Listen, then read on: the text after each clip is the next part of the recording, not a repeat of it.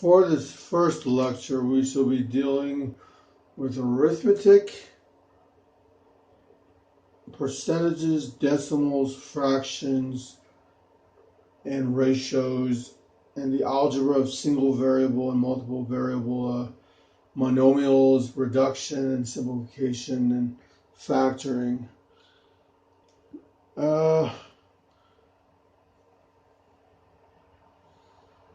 There's a book which I wish to extol for arithmetic. It's called the Trachtenberg Method.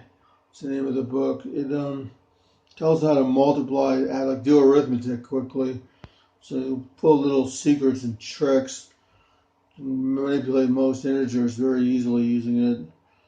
I recommend it for someone who's interested in learning more on this kind of subjects. I, for one, am not fluent in it.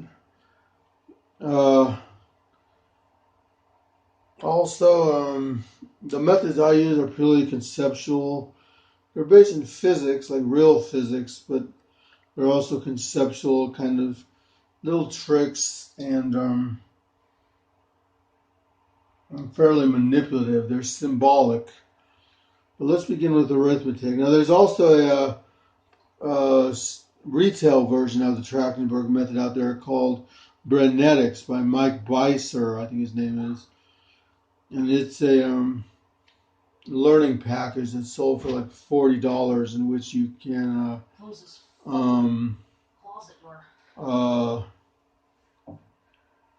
who are you talking to? You can manipulate. You can learn to do arithmetic better through it. It's mainly for kids. Well, I had to scream because I stepped on your cat by accident. For adults too. So with arithmetic, what I wish to begin first is division. It's one of the easier things to tackle, and then we'll do some addition. For now, I wish to study the problem, what is 4 into 7? Let's manipulate that. And we should just write down the answer, first of all. 4 into 7 is 4 over 7. In other words, if I were to say, to make it easier, I would say, what is 4 divided by 7? Just write down the answer. So those two forms are equivalent. 4 into 7 is 4 divided by 7. Now, I don't want you to think too closely about the semantics of this. Like trying to think about what do they mean by into. Just try to realize that they're equivalent. Then you can think back and think like, oh, maybe 1 into 2 is like 1 into 2 units. Therefore, it's 1/2. Like it's half as big because there's 2 units of 1/2 and 1. You can think of it that way, for example. But 4 into 7 is 4/7. And let's say 3 into 5 is 3/5. And 2 into 4 is 2/4. And you can write it out as a decimal too if it satisfies you. And so basically what you get out of that is 4 into 7. The answer is how many times you need to multiply by 7 in order to get 4. For example, 4/7 times 7 is 4. It's a relationship that holds. A over B times B is equal to A, for example.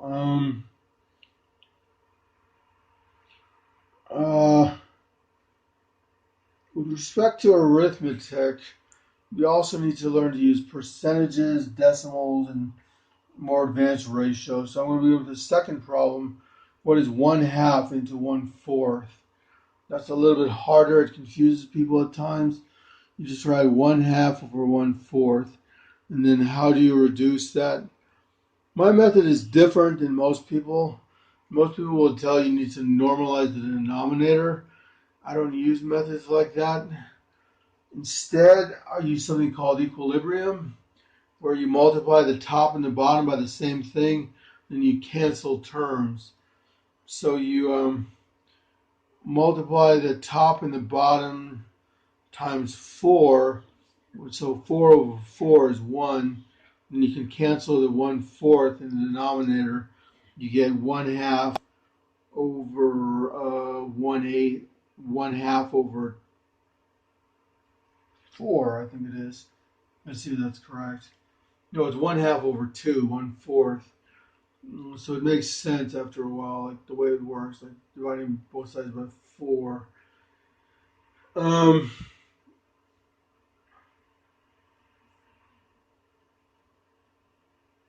Also, I would like to add that um, let's think about that. That's 2. The answer is 2. 1/2 over divided by 4 is actually 2 because you're multiplying by 4 since you're taking the reciprocal in the denominator of 4. But anyways, that's how you manipulate fractions. It's fairly simple. It's intuitive. You always multiply everything by 1, like 4 over 4. If you're using arithmetic like addition, you can use 4, like plus 4 and minus 4. Is 0, so it leaves it unchanged. A plus 0 equals A. Therefore, A plus 4 minus 4 equals A. A plus any number minus the same number equals A. Or X plus any number minus the number equals X. I just work through those methods alone for transforming things. It's much easier. You just need to remember one rule: A over A and A plus A minus A leaves it unchanged. And the rest is a matter of cancellation. It's a lot easier than having to remember all these formulas and tables. I want to get into what a variable is. You should think of like a box, for example. And inside this box, you have an object. You can't tell what it is. The way I learned this is from a book called Algebra the Easy Way. It's a storybook like form textbook in which there's like a wizard, a warrior, and a druid and a dwarf or something. They go around solving problems. Each one of them has a different perspective. The method the book uses for teaching variables and functions is very effective. They teach a variable as something in a box. Now I want you to think of this particle in a box, this thing in a box, as static, meaning that it's like a solid. It doesn't leak out the box and change. It's static inside the box. So when we speak of x, it's not changing. I mean, it can change like in a graph, but let's just say we're thinking about like solving 2x plus 1 equals 5. In that case, it doesn't really change. You have to solve for it. So let's go ahead and solve this. 2x plus 1 equals 5. Subtract 1 from both sides. You get 2x equals 4. Multiply both sides times 1/2. You get x equals 4 over 2. Also, there are two ways to approach my method. Instead of multiplying both sides by 1/2, you can also multiply the right side by 2 over 2, then cancel the 2 on either side of the equation. You get the same thing, 4 over 2. So you get fluent in that kind of method, like manipulating the variables so that you can either cancel on the left or cancel across the equation. It's basically what you want to do. There's two options. Different problems will lead to different intuitive answers. Some equations look more obvious than others. I'll get into that later. For now, we've learned to solve linear equations. Basically, just cancel everything out, keep canceling until you get x isolated alone. X is your variable.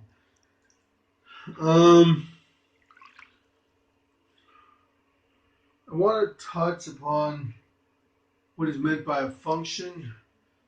Let's say you're writing something's position as a function of time, for example.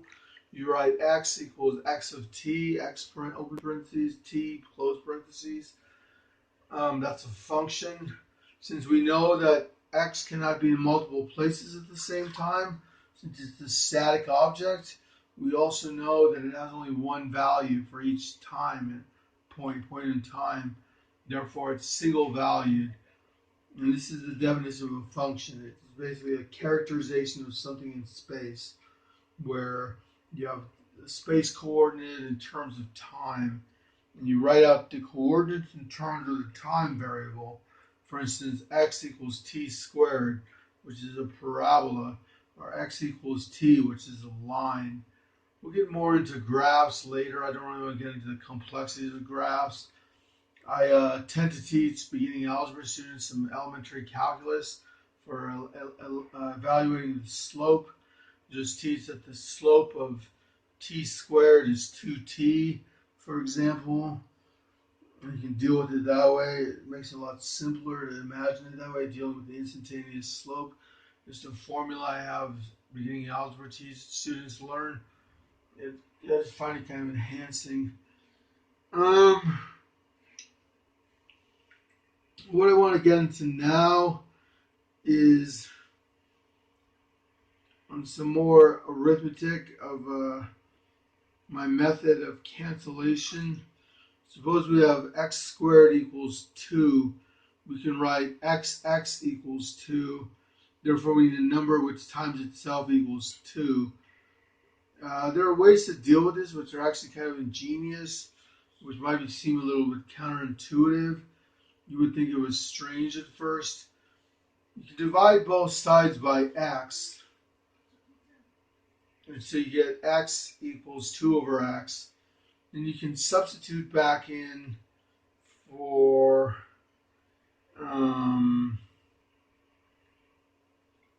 x 2 over x. So you get 2 over x equals 2, meaning that x equals, 2 over x equals 2. That can't be right. But anyways, you can keep manipulating that way, ad infinitum, to build an infinite series. That's the way I like to think of radicals. At first, is building an infinite series by manipulation. It should turn out to be like 1.4 or something, like the square root of 2. I'd like to also touch upon imaginaries. An imaginary is just a symbol. It's a placeholder, really. There really is no such thing as a real imaginary. It's a unit. It's defined as the square root of -1. And we can factor things. So when we have the square root of -7, 7 something times itself equals -7. We can say that it's root 7i, for example, the real part times I. In other words, root -7 equals root -1 times 7 equals root -1 times root -7 gives you root 7i, or rather root 7, which simplifies to root 7i when you write it backwards. It's fairly simple. We get more into graphs. You should think of a car, for example, moving forward. And we can say things about the graph, like the longer you wait in time, the further along the car is as it's moving. It's moving at constant velocity. It's not going backwards. You want to think of it like that as much as possible, and then try to draw an image of what its motion is like. Most people would draw a line, for example, if it's going in a straight line. That's only part of the story. I get into how to really formalize that conceptually, but it's a little bit elaborate. You should just write it as x equals vt. And this is a fundamental theorem definition I want you to remember. Position equals velocity times time. And sometimes there's more elaborate ways of expressing it. But for now, we're just going to use that formalism. With constant velocity in particular is the way that equation works. That is an example of a linear equation. It is unusually simple. It is a line. It's usually at an angle. And we can ask ourselves things like, what are the cars moving instantly fast, or if it's not moving at all. And these, of course, correspond to a flat line and a perpendicular line, for example, or backwards, rather. But those are examples of like infinitely fast and not at all. So we can formulate a definition of that kind of thing.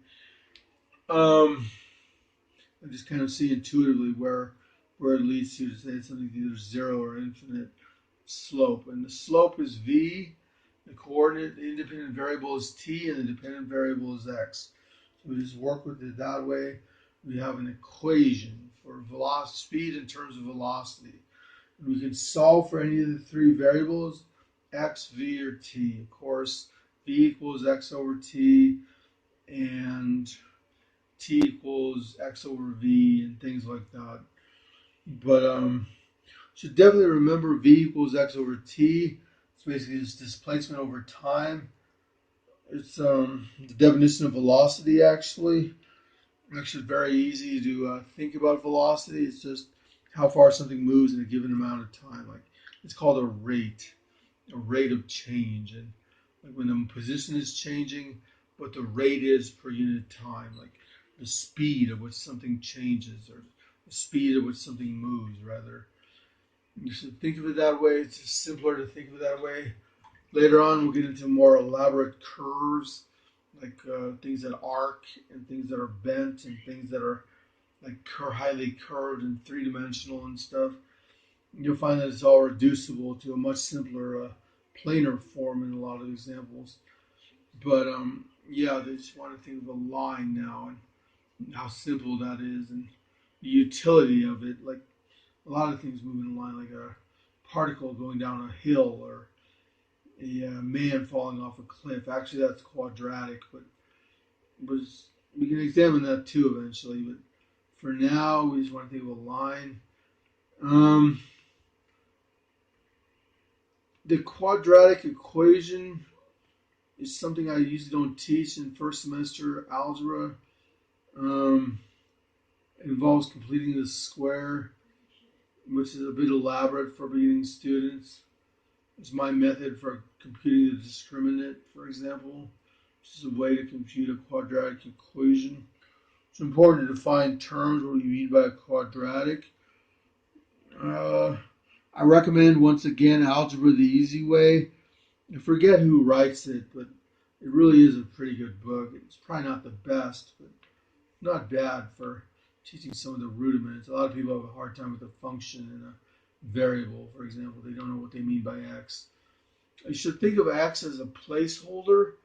It's just a way to store information, to manipulate the data, manipulate the information. So it's really very elementary. It doesn't involve much more than demarcating something by a symbol. Usually we call it x. We can call it anything we want, though. I would tend not to call it a numeral like 1 or 2. That connotes that it's a constant. It really is a constant. We said it was going to be a constant, but we didn't know what it was. So it's kind of like two things at the same time, a constant and a variable. It doesn't change, but we don't know what it is, so we label it by something. We call it something abstractly. And that's the whole point of this lecture, is to talk about abstract variables. Something that is referenced by a symbol, but not by anything else. And we don't know what it is, we just know that it is. And we can manipulate it. If I were to give you x and ask you what 2 times x is, you should just write down 2x. And when I would say, what is 1 less than 2x? You can write down 2x minus 1, for example. So it's really very elementary to manipulate a variable. What we want to do is put this in an equation. You can write x in terms of numbers or x in terms of y. Let's try to solve a linear equation in x. We have 2x plus 3 equals 4. Multiply both sides by, or 2x plus 3 equals 4. Add and subtract 3 from both sides. Cancel the 3 on either side. Subtract 3 from 4. You get 1. Therefore, now you multiply both the right side by 2 over 2. Cancel the 2's on both sides. You get x equals 1/2. Now you see what I did when I solved that. I didn't refer to an equation or a formula that I remembered per se. I just multiplied the right side by 2 numbers, and I added and subtracted the same number. So I basically canceled out multiplication and canceled out addition, solved for the variable. That's all that my method entails. It's very elegant. It's very simple. You can apply it to anything, and it works very quickly and cleanly. You should use it as a rule. And I guess you could say you could wonder what the motivation for this is, like where it came from, what it means, what its nature is. It's simpler to think of it as something that's inherent with the rule of numbers. A lot of philosophers spend a lot of time asking exactly why integers exist abstractly, why 1 plus 1 is always 2. In fact, there was a famous philosophical work called Principia Mathematica that tried to answer this. It spent like 400 pages proving that 1 plus 1 is 1 using modal logic. We're not going to be that elaborate, but what I'm trying to connote is the fact that questioning why arithmetic is the way it is a little bit laborious and advanced. It's simpler to just think of it as something that is, and something that is a certain way. And we're going to be manipulating variables all the way up through calculus, linear algebra, differential equations, partial differential equations, and tensor analysis using this method, this simple method of manipulating both sides by a variable. Occasionally I use substitution. That's a more advanced method used for pre-calculus. For this, for basic algebra, you can rest easy with just using canceling terms. Like you can add something to both sides, or you can multiply one of the sides by a constant and divide the side by a constant, respectively. Like the one particular side, or add and subtract something to one side, or multiply and divide by one side by something, or even the other versification of that is adding the same thing to both sides or multiplying both sides by the same thing. Either method works. I prefer the first method. It's a little bit cleaner. It doesn't involve the extra step of you having to guess how to cancel out terms. The problem with canceling out terms, like saying 4x equals 3, and trying to guess that you should multiply both sides by 1/4, is that it's a little hairy to separate the symbol. A lot of times you don't know what the symbol is. So if I were to give you a problem like x squared minus 1 equals minus 4, you'd be hard pressed to isolate the symbol x, and you'd also be hard pressed to formulate a way to obtain the solution numerically. It takes a little bit of ingenuity. And I'll get into methods to solve radicals more explicitly. I forget how it goes offhand, but it basically involves like x squared equals 3, you write x equals 3 over x, and then you divide x into two parts. Like you say x over 2 plus x over 2. You can write x over 2 plus 3 halves over x equals 3, for example. You can break it up that way. You can come up with an infinite series of numbers, of constants like integers and ratios, which expresses what the solution is just by substituting 3 over x for x. Because remember, x squared equals 3, therefore x equals 3 over x. You just break x up on the left side, keep substituting wherever you see x, not wherever, but just on one part of it, you substitute 3 over x, and you get an infinite series. It's very elaborate. It lets you see that radicals don't behave the same as like multiplication. For instance, x squared equals 3 does not have the same solution as 2x equals 3. And a lot of people will say, well, why can't you just bring the 2 up or bring the 2 down, for example, from one of the equations? The simple fact is that 2x is equal to x plus x. X squared is equal to x times x. The two are definitely not the same thing. Just substitute a number for x to see this. X times x, if x is 3, is 9. X plus x is 6. So x squared equals 9. 2x equals 6. So usually, almost always, the two numbers are never the same. I think the only time they are the same is when it's a multiple of 2 or when it is 2. I think is the only solution of that equation. Like when 2x equals x squared is when x is equal to 2. In fact, that is the solution. So like x squared x equals 2 is 4. 2x times 2 when x is 2 is 4 also.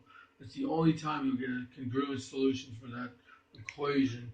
Likewise, if you make x squared equals 3, you have to pick out a hairy number to get that to be solvable for instance, well, actually, it would be x to the third and 3x, for example, is the polynomials you would use. But even that has some very hairy solutions, and that's a very complex equation. I believe it usually involves 27 terms. Usually there's radicals involved too, so it's fairly complex. We won't be getting into that right now. I wish to cover some more things about arithmetic. At the time, I had told you that 4 into 7 is 4 sevenths. You know, a lot of adults don't really know that very well. I'm not saying it should be obvious, but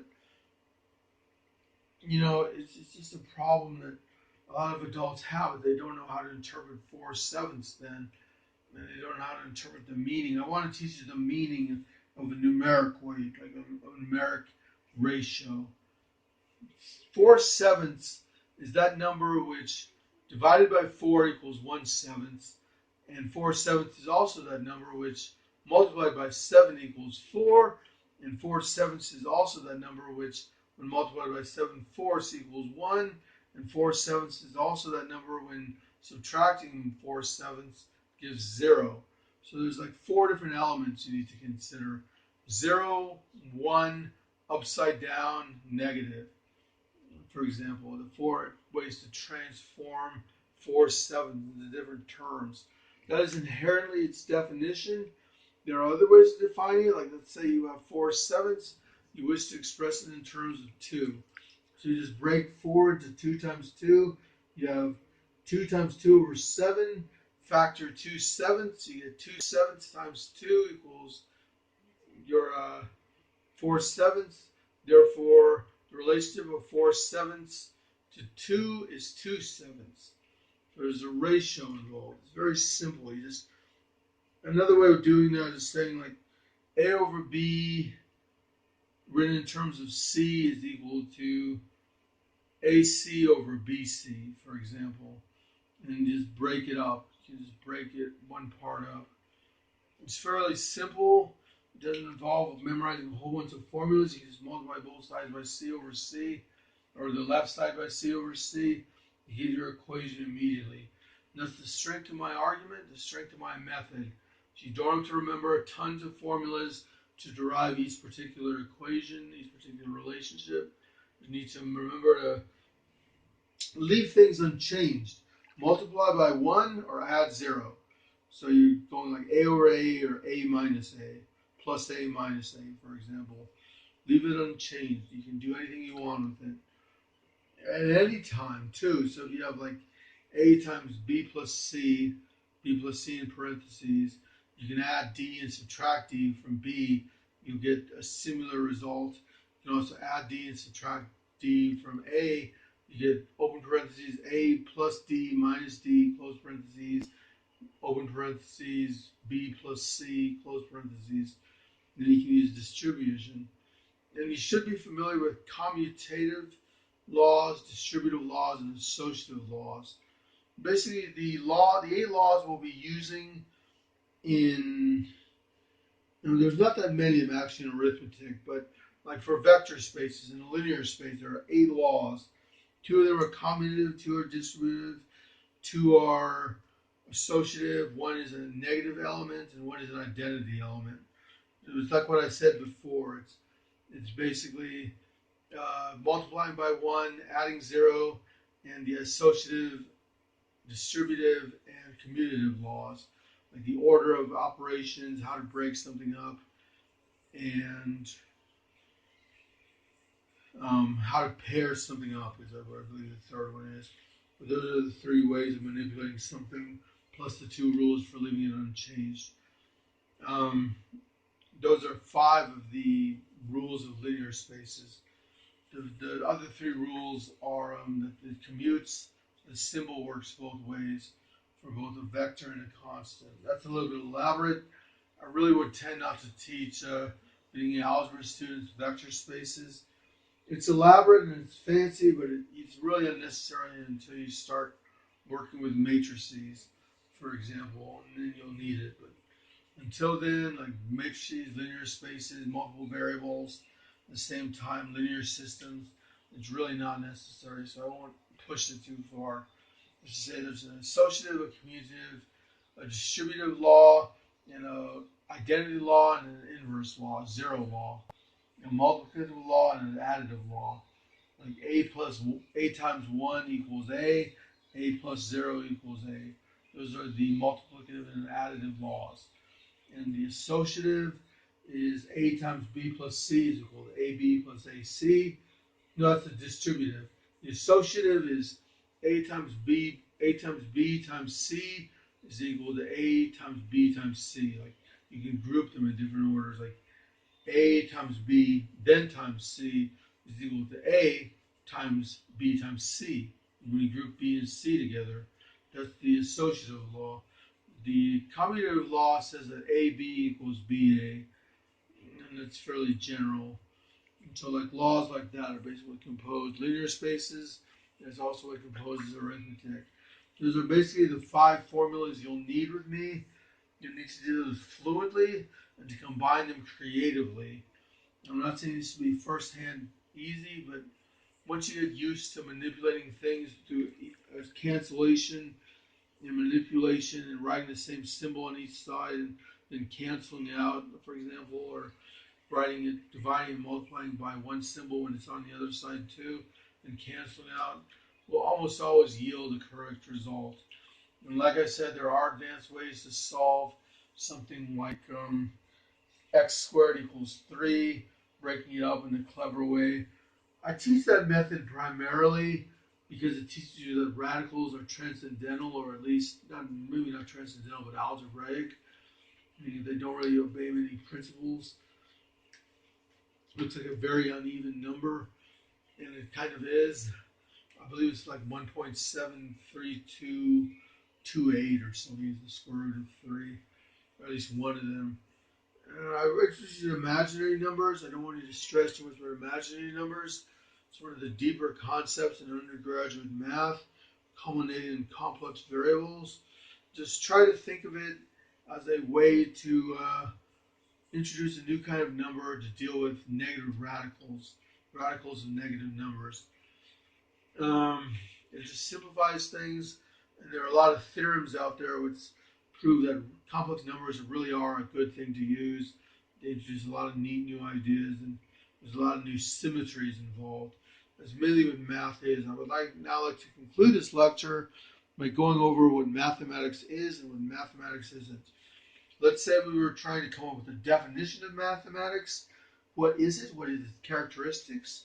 What is its properties? How do you define it generally? This is a problem I kicked around for a very long time, probably about over a year. I had no problem. At the time, I had a lot of experience in quantum mechanics. I had no problem formulating algebra and calculus.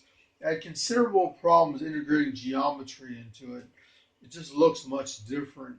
But basically, what I came up with is mathematics in general is B, A transpose, B transpose, the manipulation and study of that equation or that statement.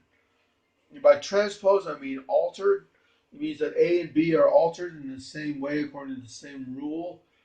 A can be any object, a matrix, a line, a circle, a variable, a derivative, like in calculus. It can be anything at all in math. A group in math, it can be a group, it can be a tensor, it can be a dyadic, it can be a spiner, it can be anything. And the basic rule is that A transpose, B transpose. That's all that math is the study of that identity or that statement. And that's how I wish to conclude this lecture. Um, if you have any questions, you can just write in my YouTube comments about what I mean by all this. I know it may sound a bit cryptic. I'm working on composing a new lesson which is a little bit more organized. I tend not to work from notes though. So we just covered some very basic topics which I believe are critical towards a solid understanding of undergraduate math. And when we get to graduate math, we'll study different structures and different ideas which are kind of deviations from what we would consider normal or appropriate or expectable. But like things that are unphysical, for example, are kind of semi-real. But that's really more like graduate math. And graduate math is more than that. It's mainly proof-based. But we'll get into that in some of my later lectures on tensor analysis, partial differential equations, advanced theory of ordinary differential equations, integral equations, and advanced linear algebra. Thanks. Have a nice day.